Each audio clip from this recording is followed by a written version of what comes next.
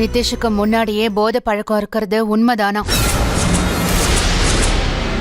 கல்யாணம் பண்ணி வச்சா சரியாயிடுவான்னு அவங்க நினைச்சாங்களாம். எப்படி ஆண்டி இப்படி ஒரு பதில சொல்ல முடியுது அவங்களால?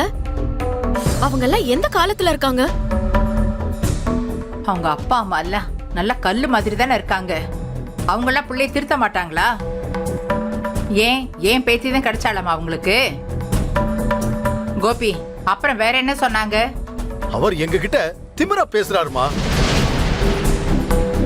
என் பொண்ணோட வாழ்க்கையை கெடுத்த யாரையுமே நான் சும்மா விட போறது இல்லைன்னு சொன்னேன். ஆனா உன்னால முடிஞ்சதை பாருங்கிறாரு. நாளோட மூஞ்சில கொஞ்சம் கூட ஒரு பயமோ இப்படி ஒரு காரியத்தை செஞ்சிருக்குமே ஒரு குற்ற உணர்ச்சி எதுவுமே இல்லம்மா. இதுக்கு முன்னாடி நாம பார்த்த அந்த சம்பந்தி இல்ல, அந்த ஆள் இல்லம்மா, வேற ஒரு சுதாகர்மா. நான் ஒரு முட்டாள்மா. என் ஃப்ரெண்டு சொன்னான்னு நம்பிட்டு எதையுமே விசாரிக்காம இனியாவ அவனுக்கு போய் கல்யாணம் பண்ணி வச்சல. நான் பெரிய முட்டாள், வடிகட்டின முட்டாள்.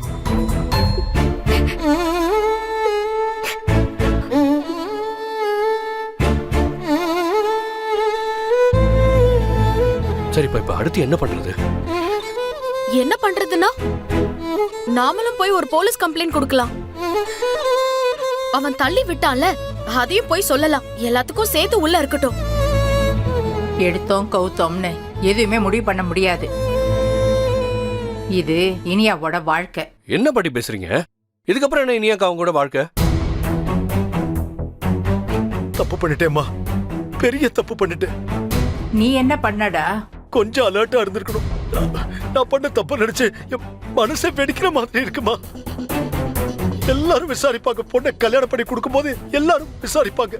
நம்ம பொண்ணுக்கு நம்ம பண்ணாம போயிட்டோம் பாருங்கம்மா. இனியாவுக்கும் ஆகாஷ்க்கும் ஏதாவது ஆயிடுமோன்னு நினைச்சு அந்த ஒரு பயத்துல அவசரப்பட்டு இப்படி ஒரு காரியத்தை செஞ்சுட்டேன். நான் கொஞ்சம் சுதாரிச்சிருக்கணும், கொஞ்சம் கேர்ஃபுல்லா இருந்திருக்கணும். நீ ஒன்னும் தெரிஞ்சே இனியாவை பிடிச்சு படுகுழியில தள்ளலையே. அந்த குடும்பம் நடிச்சது, நல்ல நாடகம் போட்டுச்சு. அத நீ நம்பிட்ட. நாங்களும் எல்லாரும் சேர்ந்து அதை நம்பிட்டோம்ல. பாக்யா அப்பவே படிச்சு சொன்னா இந்த கல்யாணம் வேண்டான்னு. அவ செல்வி பையனுக்காக பேசுறாளேன்னு நாம நினைச்சிட்டோம்டா. அப்ப இருந்த சூழ்நிலைக்கு எது சரின்னு பட்டுச்சோ அதை நாம செஞ்சோம். அதை நினைச்சு வருத்தப்பட்டு பேசுறதுல எந்த பிரயோஜனமும் இல்ல. இனிமே நம்ம அடுத்தது என்ன செய்யணும் அதை யோசிப்போண்டா. அந்த நிதிஷ் வெளியே வந்துருவானா? நான் கேள்விப்பட்ட வரைக்கும் அவன் வெளியே வர்றது கஷ்டம்தான். அந்த ஆள் கிட்ட கோடி கோடியா சொத்து இருக்குமா. எப்படியாவது ஏதாவது பண்ணி வெளியில கொண்டு வந்துருவாமா அவன் பையனை. அப்பா, அவரு பையனுக்காக அவ்வளவு எஃபர்ட் போடும்போது நம்ம இனியாக்காக என்னப்பா பண்ண போறோம்? இப்போதைக்கு நம்ம எதுவும் எடுத்தோம் கவுத்தோங்கிற முடிவுக்கு வரக்கூடாது. இது நம்ம பொண்ணோட வாழ்க்கை சம்பந்தப்பட்டது. இவ்வளவு நாள் அவசரப்பட்டதே போதும். நம்ம எல்லாரையும் விட பெரிய பாதிப்பு நம்ம குழந்தைக்குதான். முதல்ல அவ அதுல இருந்து வெளியே வரட்டும். அது வரைக்கும் நம்ம கூட இருப்போம், சப்போர்ட் பண்ணுவோம். அதுக்கப்புறம் என்ன பண்ணலாம் அதை பத்தி யோசிக்கலாம்.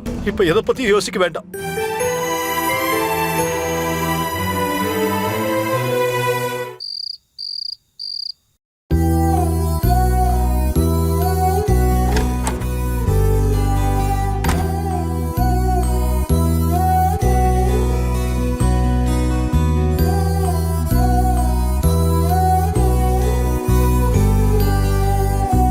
உன்னையும் டாடியும் அங்க யாரும் தப்பா பேசல. எல்லாரும் பேசிட்டு இருக்கும் போது நான் பாட்டுக்கு உள்ள வந்துட்டமா. பாட்டியும் டாடியும் ஏதோ நினைச்சுப்பாங்களா? நீ எதுக்கு அடுத்தவங்கள பத்தி இவ்வளவு யோசிக்கிற இனியா? இப்படி யோசிச்சுதான் அங்க நடந்த எதையுமே எங்க கிட்ட எல்லாம் சொல்லாம இருந்தியா? நீ அடிக்கடி வீட்டுக்கு வந்தப்போ, அடிக்கடி ஹோட்டலுக்கு வந்தப்போ என்னமோ சரியில்லைன்னு எனக்கு தோணிக்கிட்டே இருந்துச்சு. நானும் உன்கிட்ட பல தடவை கேட்கவும் செஞ்சேன்.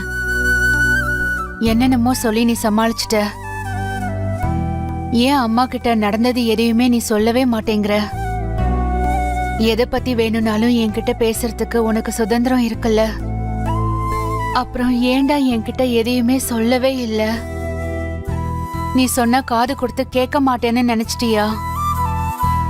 என்ன கஷ்டமா இருந்தாலும் நீ அங்கேயே அட்ஜஸ்ட் பண்ணி வாழணும்னு சொல்லிடுவோன்னு நினைச்சியா? அப்படிலாம் நான் நினைக்கவே இல்லம்மா. உன்கிட்ட என்ன வேணாலும் பேச முடியும்னு எனக்கும் தெரியும். எந்த சூழ்நிலையிலயும் நீ என் பக்கம் தான் நிப்பன்னு எனக்கு தெரியும். அப்புறம் ஏன் நீ என்கிட்ட எதையுமே சொல்லவே இல்ல? சொன்னா நீ வருத்தப்படுவேன்னு தெரியும். அதான். நான் வருத்தப்படுவேன்னு எல்லா கஷ்டத்தையும் நீ தனியா அனுபவிச்சிட்டு இருந்தியா? நாங்க எல்லாரும் சேர்ந்து தானே உனக்கு கல்யாணம் பண்ணி வச்சோம். நீ வேண்டாம் வேண்டான்னு சொல்ல சொல்ல கட்டாயப்படுத்தி நாங்க கல்யாணம் பண்ணி வச்சோம். மா, நீ என்ன கட்டாயப்படுத்தலையேம்மா. உன் குடும்பம் தானே கட்டாயப்படுத்துச்சு. அப்போ அந்த கல்யாணத்துல பிரச்சனைனா அத சரி பண்ற பொறுப்பும் உன் குடும்பத்துக்கு தானே இருக்கு. எவ்வளவு தாண்டி நீ தனியா அனுபவிப்ப? போறதுக்கு இடம் இல்ல, குழந்தைங்க இருக்கு, பொறுப்புகள் இருக்குன்னு காரணம் சொன்னா கூட புரிஞ்சுக்க முடியும். உனக்கு எதுவுமே இல்ல, ஆனாலும் நீ அங்க இருந்து கஷ்டப்பட்டுட்டு இருந்திருக்கல. மா, அழாதம்மா. எனக்கு நடந்த கல்யாணத்துல நீ நிறைய இழந்துட்டமா. கடைசியில நான் சந்தோஷமாவும் இல்லைன்னு தெரிஞ்சா நீ உடைஞ்சு போயிடுவேன்னு எனக்கு தெரியும். அதான். என்ன பத்தி யோசிச்சு நீ அமைதியா இருந்துடக்கூடாது இனியா. நடந்தத ஒண்ணு விடாம நீ என்கிட்ட சொல்லிருக்கணும். சாரிமா. சரி விடு, இதுக்கு மேல எல்லாத்தையும் நான் பாத்துக்கிறேன். வீட்ல இருக்கிறவங்க நாங்க பாத்துப்போம். நீ எதை நினைச்சும் கவலைப்பட தேவையில்லை, சரியாமா? நம்ம வீட்டுக்குள்ள டாடி என்னை கூட்டிட்டு வந்தப்பவே எனக்கு கவலை எல்லாம் போயிடுச்சு. ஏதோ பெரிய நரகத்துல இருந்து தப்பிச்சு வந்த மாதிரி இருக்கு. இப்ப நான் நிம்மதியா இருக்கேன். உன்கிட்ட எதையும் மறைக்க கூடாதுன்னு நீ சொன்னதால நான் ஒண்ணு சொல்லட்டுமா?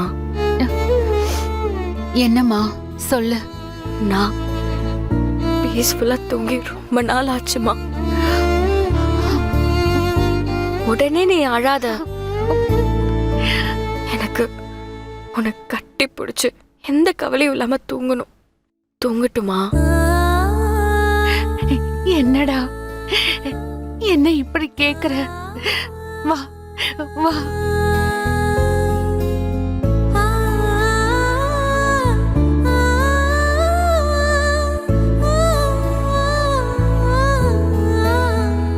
மா, உன்கிட்ட நான் வந்துட்டேன்ல, இனிமே நான் நல்லா ஆயிடுவேன்.